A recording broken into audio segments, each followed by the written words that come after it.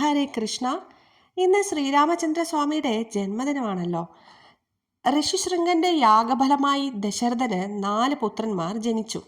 ആ സമയത്ത്, അതായത് ചൈത്രമാസത്തിലെ വെളുത്ത പക്ഷത്തിലെ നവമി നാളിലാണ് മര്യാദാ പുരുഷോത്തമൻ ശ്രീരാമചന്ദ്രസ്വാമിയുടെ ജന്മദിനം ആഘോഷിക്കുന്നത്.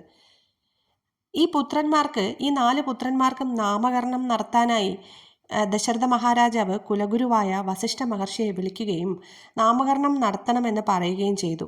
എന്നാൽ ത്രൈലോക്യാധിപതിയും അനന്ത നാമങ്ങളുള്ളവനുമായ വിഷ്ണു ഭഗവാന് താനൊരു നാമം കൽപ്പിക്കാൻ പോകുന്നതിൽ അതീവ സന്തുഷ്ടനായിരുന്നു വസിഷ്ഠ മഹർഷി.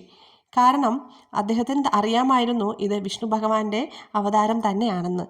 അങ്ങനെ നാമകരണത്തിൻ്റെ ആ ഒരു മുഹൂർത്തം വന്നെത്തിയ സമയത്ത് വസിഷ്ഠ മഹർഷി കൗസല്യാനന്ദനെ എടുത്ത് മടിയിൽ വെച്ചു. എന്നിട്ട് കേവലം ശിശുവായിരിക്കെ തന്നെ ഈ കുമാരൻ്റെ മുഖത്തുള്ള ഗൗരവം മഹർഷി കാണുന്നുണ്ട്. അങ്ങനെ ആ ശിശുവിനെ അദ്ദേഹം ഭക്തിപൂർവ്വം പ്രണമിച്ചു. ആ സമയത്ത് ശിശു തന്നെ തന്നോട് പറയുന്നതായി മഹർഷിക്ക് തോന്നിയത്രേ, ലോകങ്ങളെല്ലാം പരമാത്മാവായ എന്നിലല്ലേ രമിക്കുന്നത്, അതുകൊണ്ട് ഞാൻ രാമനല്ലേ എന്ന്. അങ്ങനെ മഹർഷി പിന്നെ ഒന്നും ആലോചിച്ചില്ല. ഭഗവാൻ തന്നെ സ്വയം അരുളി ചെയ്ത ആ നാമം തന്നെ മഹർഷി കുമാരനെ വിളിക്കുകയാണ് രാമൻ എന്ന്. അങ്ങനെ രാമൻ എന്ന നാമകരണം ചെയ്യുകയാണ് അവിടെ ഉണ്ടായത്. അതായത് സത്യത്തെയും ധർമ്മത്തെയും അടിസ്ഥാനമാക്കി രാജ്യഭരണം നിർവഹിച്ച അയോധ്യാപതിയാണ് ശ്രീരാമചന്ദ്രൻ.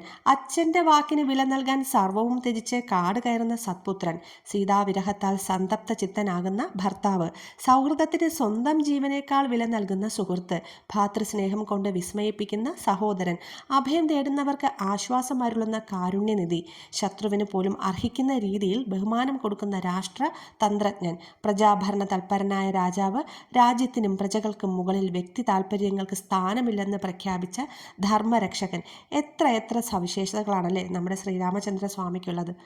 എങ്ങനെയാണോ ആഞ്ജനേയ സ്വാമി ആ ഭഗവാനെ തന്നെ സ്വയം സമർപ്പിച്ചത്, അതുപോലെ നമ്മൾ ഓരോരുത്തരും നമ്മളുടെ മനസ്സിനെ ആ ഭഗവാന്റെ തൃപ്പാദങ്ങളിൽ സമർപ്പിച്ചുകൊണ്ട് നമുക്ക് ഇന്നത്തെ ഭഗവാന്റെ ഈ ജന്മദിനം ആഘോഷിക്കാം.